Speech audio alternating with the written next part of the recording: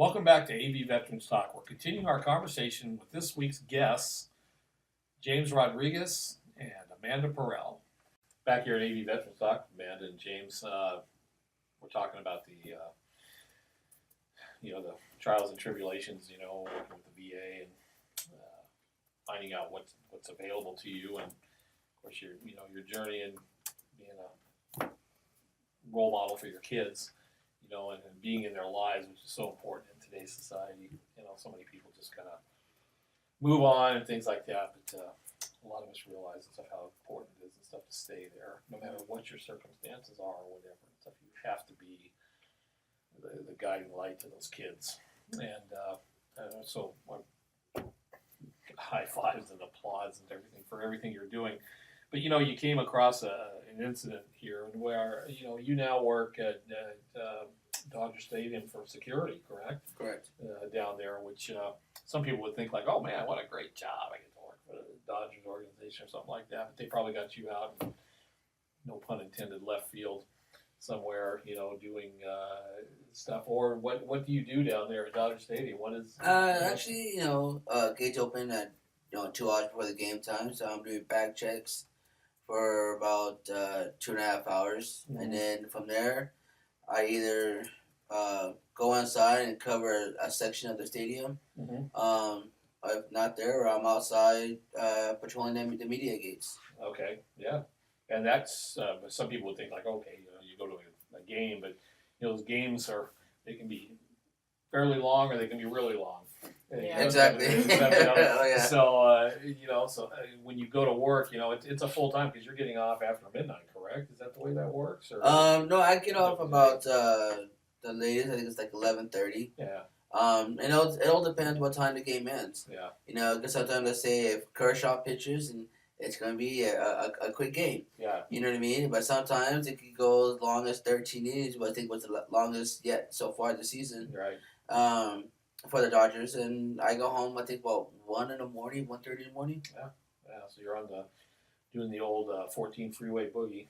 Yeah. Stuff, and that's actually probably the best time to drive down the 14 freeway. Oh yeah. Of course, the commute in is probably not as much fun. Yeah. But when you have a situation like that, and that's your job, and you live up here, your car is your lifeblood. Because to get back and forth, you're not going to catch the Metrolink down to the Dodger games, and they're not going to wait for you at Union Station for a 13-inning game and stuff like that. Oh, James and stuff, we got to wait for him before we go back to Lancaster. So that's not a good thing. So your car kind of turned into a Achilles heel, shall we say, to your employment, and you're on a limited income. You got everything going on and stuff. So. I'm sure that in a conversation you found out, right, Amanda? I don't know how did it come to you? Did he just finally say, I don't know what to do? He called me. Yeah. Whenever, not all, he doesn't, I'm not going to say he calls me with like all problems, but like certain situations, if it's like really difficult, I usually do a lot of research and I look for things. Like I look for resolutions. So he reached out and I felt really bad. Yeah. And I'm like, okay. I know you can get it looked at for $20. Yeah. So that was the initial thing. Then it was finding out programs that could possibly help the veteran. Yeah. But then he told me about GAIN. They would pay for a good percentage of the issue with the car. And he went there. No, he has to be able to work 30 hours per week. Yeah. And so it was basically, he would have to quit his job. Yeah. And he's making decent money. Yeah. So he got really upset because I said, like, maybe we need to talk to Bob.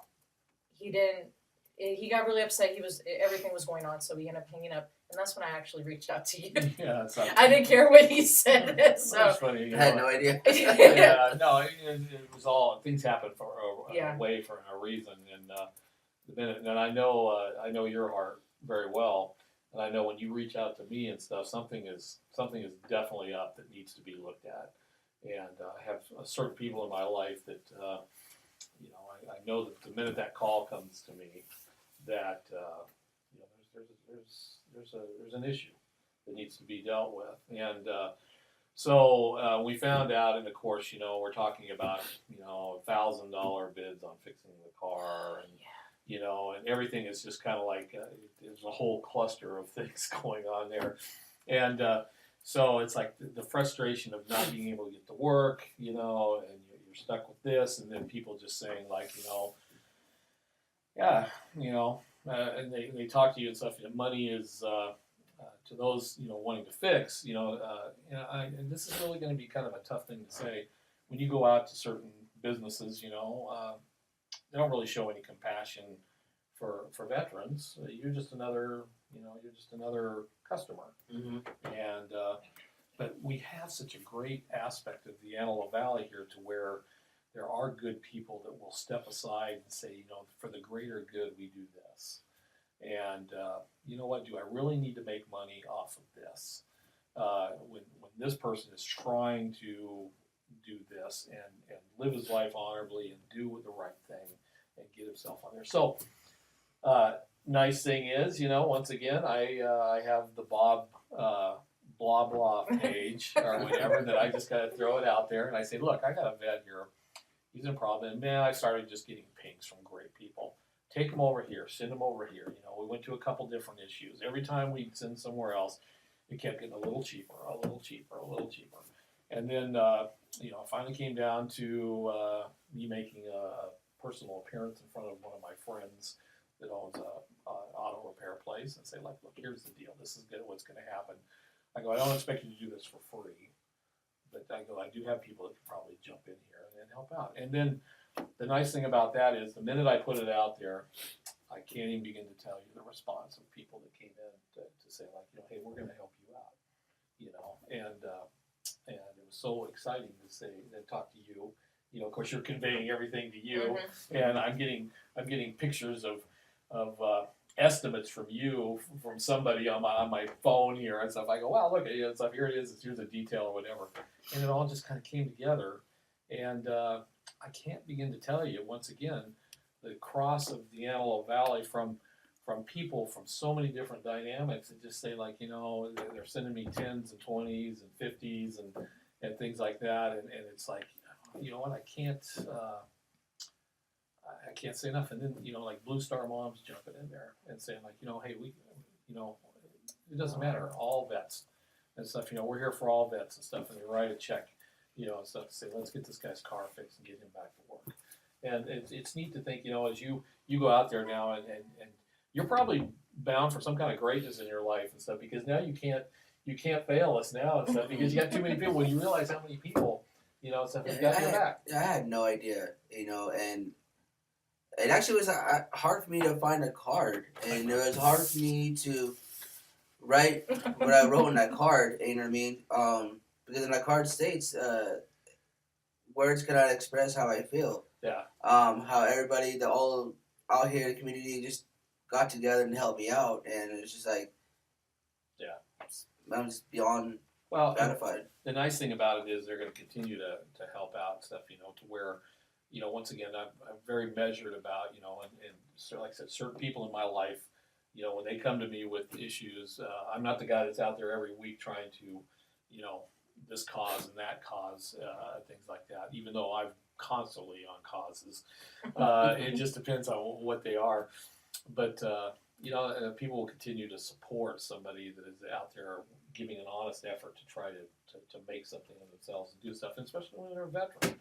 And that's all we ask. And I'm always one of those guys that's always, the answer to our veterans' problems and stuff in the United States is community. Community is the thing that's going to solve all of our woes. We always look back to Washington or the state capitol and think, like, well, that's where the answers are going to come from.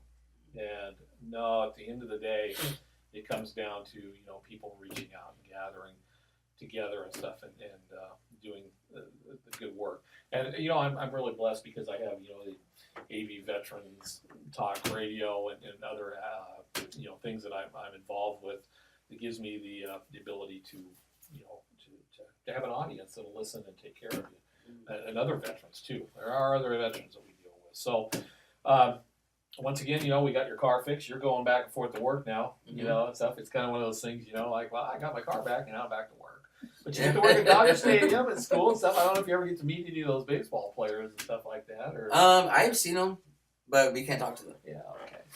Yeah, man, that's kind of a tough thing. So it's kind of cool things and stuff. See, I've got this fancy desk and everything and stuff, you know. So what's kind of neat was after we got your car fixed and things like that, everybody got together and said that, you know, stuff. Well, you want me to send your money back, you know, stuff. And they said no. Let's get them some stuff, you know, for gas and things like that. And I've got one guy, you know, I don't know when the last time your oil was changed on your car, but they want you to make sure you take your car and stuff out to place in Quartz Hill and stuff and get it all serviced and lubed up and everything, you know. And so that's out there and stuff. And you know, I've got this to help with your gas expenses from what people have chipped in and everything. And I think there's a little bit there and stuff. So if any other issues come up, you know, that you need help with and stuff, we're only we can't say a phone call away anymore today.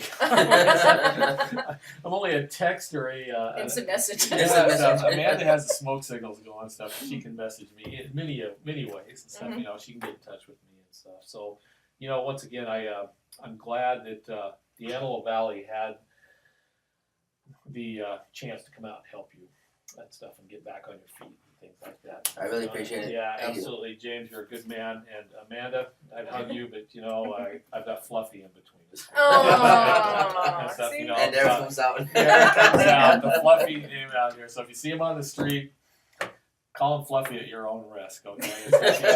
And if you're at Dodger Stadium and everything, don't hassle this guy if you've got something in your bag that you don't want him to see and stuff, you know. So anyway, so thanks for coming in, guys. And Thanks for having us. yeah, absolutely. Thank and continued good luck. Thank you. And we're here for you. And so with that, we're going to wrap up this episode and thank everybody out there, everybody that chipped in and to help out James here and stuff. God Thank you bless so much.